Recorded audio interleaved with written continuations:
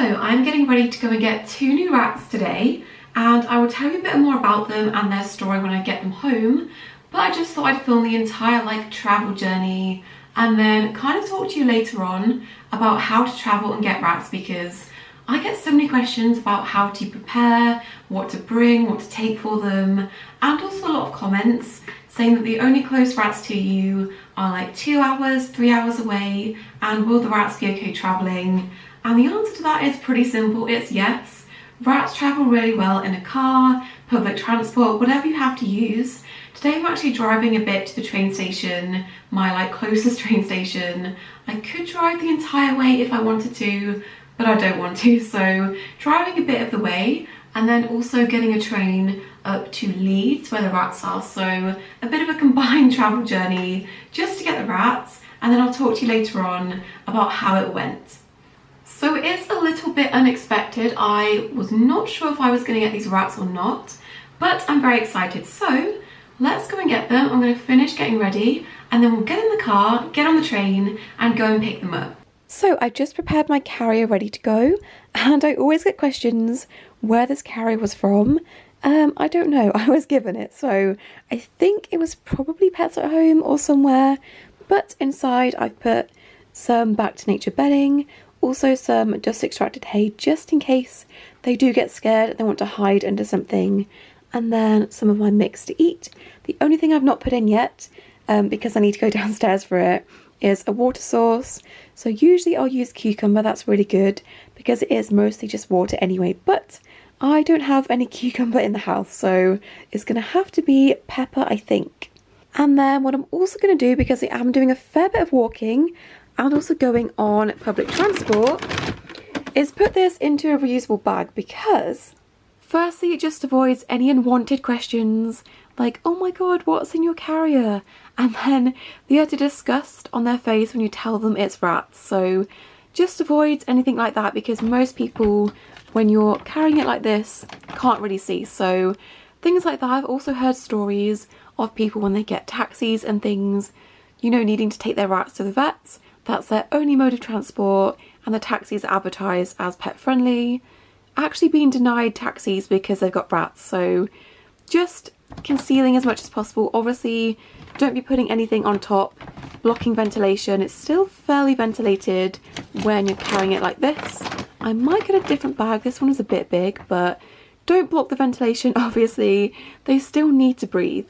Also, I'm kind of distrustful when it comes to carriers. I've never had anything happen, but if there's a worst case scenario, my brain has already imagined it. So I just have this nightmare vision of this popping open. It comes in 2 halves. I just always have this nightmare that it's going to pop open, and then I don't want the rats running around the train station, getting on the tracks. It would be a nightmare. So that would be very unlikely to happen, but having it like this just gives you added security that that is not going to pop open and we're not going to lose the rats, and it's not going to be a nightmare, because usually I'll carry this by the bottom and also the handles just in case, and I've got other things to carry, so not going to worry about that. Just going to carry them in this and also hide them from anyone that wants to be discriminating against rats, because I do not have the energy for that today, thank you.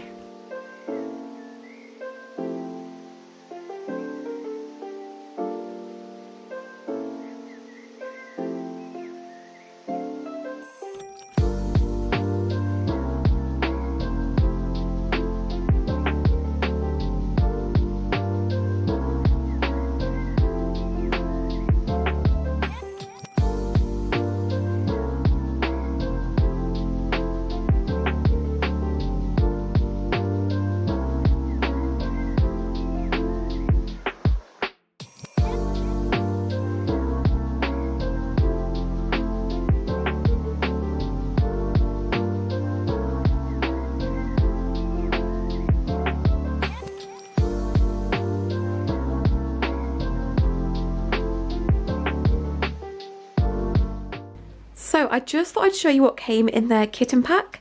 Not all breeders do this, but it is a nice touch. So the first thing is a hammock. We have got one made by Demented Squirrel. I've heard of them before, and it's actually super cute.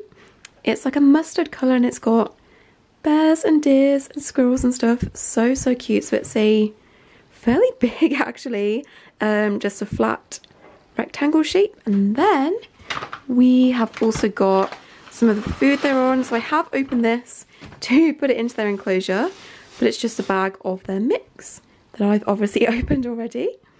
And the last thing is a pouch of cat food as extra protein. They are on the cusp of not really needing extra protein anymore because they are kind of older babies. Not really babies too much anymore, but I'm going to give this to them, and I do also have extra protein that's just like boring dog biscuits for them. So I'm going to give them this and see what they think.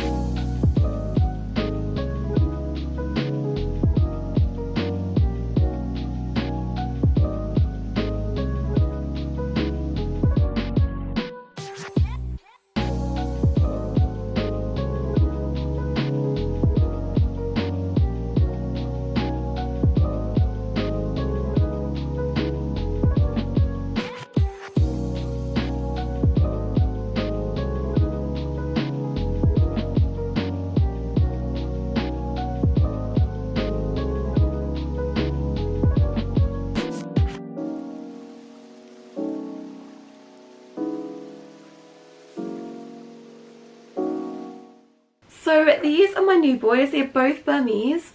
One is a Dumbo and one is top-eared. The top-eared is called Tiffin and the Dumbo is called Toast. So they were born on the 1st of May, and I think they were around 12 weeks old when I brought them home, making them about 13 and a half, almost 14 weeks old. So a bit older than normal. So you might have noticed their tails are a bit shorter than most rats. That is because their mum did actually bite off the end of their tails and some of their other siblings' toes. When they were first born, when she was cleaning them after birth, she was a bit too over the top with this, and that did cause them to have shorter kind of amputated tails and toes in some cases. So that does sometimes happen when it comes to rats and other animals, so it doesn't affect them at all. They are still very active. They can get around just okay, and it might affect their balance very slightly, but probably not too much. They still have some sort of tail, so not really going to affect them at all, and I think it is quite cute. So if you're not able to tell them apart based on their different ear shapes, Tiffin is the one that has a much shorter stumpy tail, and Toast has a longer tail that's just the end that's been nipped off. So that is another way to tell them apart, but based on the ear shapes it is pretty easy. So they are from a reputable breeder, and I was quite sure that I was going to rescue my next rats because rescuing my other boys, Aero and Kinder, has been so rewarding, but there wasn't really many rats that needed a home in selling sites or on rescues within like a 2-hour radius. So I was looking, I didn't really come up with much, and then I saw the post from Endeavour posting these boys saying if anyone wanted them to go to a good home, and they just struck something in me. I've always wanted a Burmese, and I didn't think I'd ever get one because not that many people breed them and they don't really show up that often in rescues. So I thought about it for a bit, I inquired, and someone else beat me to it. So I kind of forgot, I didn't think too much about it until like a couple of weeks, a week before I went to pick them up. The other person pulled out and didn't want them anymore, so nobody else was interested. I was the only one, and I was like, you know what, I've always wanted Burmese, so I'm gonna go for it. So I just thought I would talk a bit more about their personalities. They're very active rats, they want to be doing things, and they've really been enjoying having free roam. I wasn't going to free roam them in this room just yet because it is a pretty big space and it can get overwhelming, but they decided they wanted to, so they have been enjoying that. They are much more active rats. They don't really enjoy sitting still and being cuddled, which is fair enough. So I definitely say that Tiffin is the more outgoing one of the two. I always find when I get babies or rats in pairs, there's always a confident one and then a shy one. So Tiffin is a lot more confident. He is always the one that's waiting at the cage doors to interact and look at me. I'd say Toast is a bit more reserved and tends to hang back a bit more. In general, they are a little bit on the shy side. I do have to make more of an effort to hold them and interact with them, but they've been enjoying all of the enrichment in their enclosure, and they are definitely hyper crazy babies. So when it comes to travelling with your rats, it honestly is pretty simple. As I mentioned before, all you need is a really secure carrier for them, either a cat carrier or a small pet carrier with some bedding inside, maybe some food mix you're going to feed them, and some treats. Most rats won't touch this during the journey because they are feeling a bit nervous and a bit unsure. You are going to want to have a water source, and I don't recommend messing around with bottles or bowls that are just going to spill on them. Just give them some sort of high water content, vegetable, cucumbers, zucchinis, peppers, whatever you've got.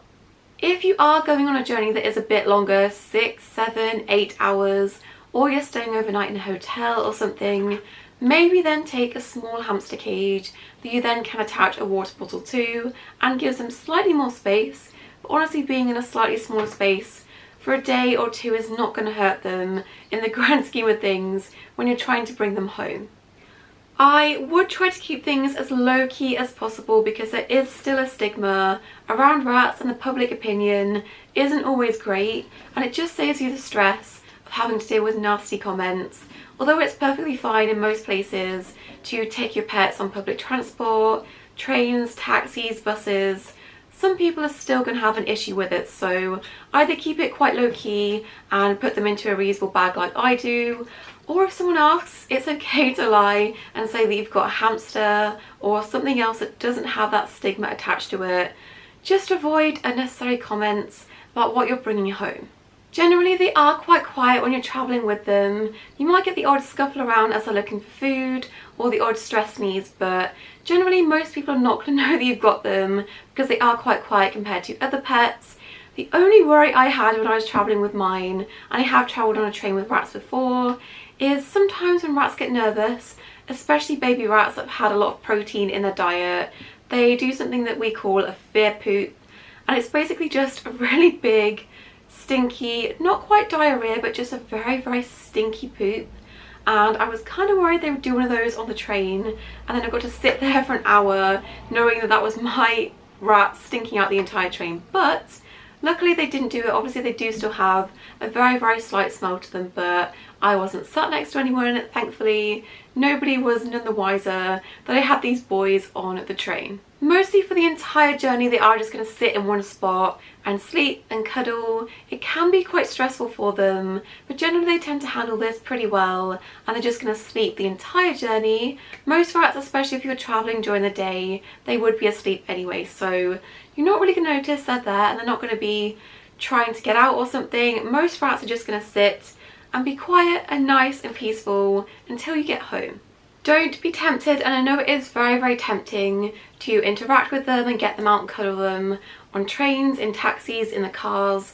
Not only is this not safe for the rats if they do get out and you can't get them back, but it's also not safe for the drivers. Having rats loose in the car, if that does happen, so even if they're like very, very cuddly and calm at the breeders or the rescue, that can be completely different when they're scared and not in their own space. So unless you're having to put something in quickly and give them food or water, don't mess with them too much, because especially if you're not used to handling rats, if they shoot out of that carrier, it's not going to be good. So mostly just leave them alone. You can talk to them if you want to, but they are just going to sleep for most of the journey.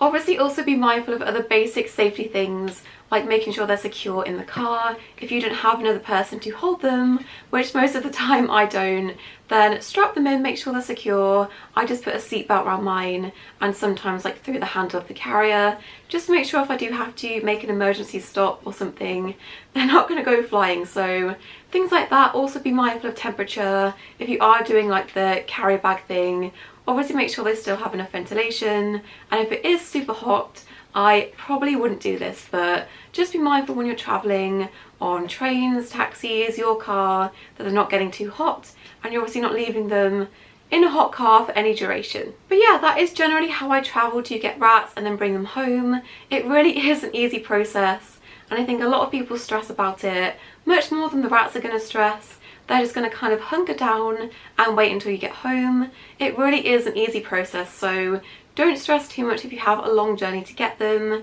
They will be completely fine, and forget about it in a couple of days. So don't worry too much, just make sure you are prepared, you've got a water source, and you're doing things safely. But yeah, these are my new Stumpy boys. I hope you guys enjoyed meeting them, and I hope this was helpful if you are considering getting rats and they're just that bit further away and you're not really sure how they'll handle it. They will handle it perfectly fine, so go and get those rats. But I hope you guys enjoyed watching this video. Don't forget to subscribe, and I'll see you in my next video. Bye!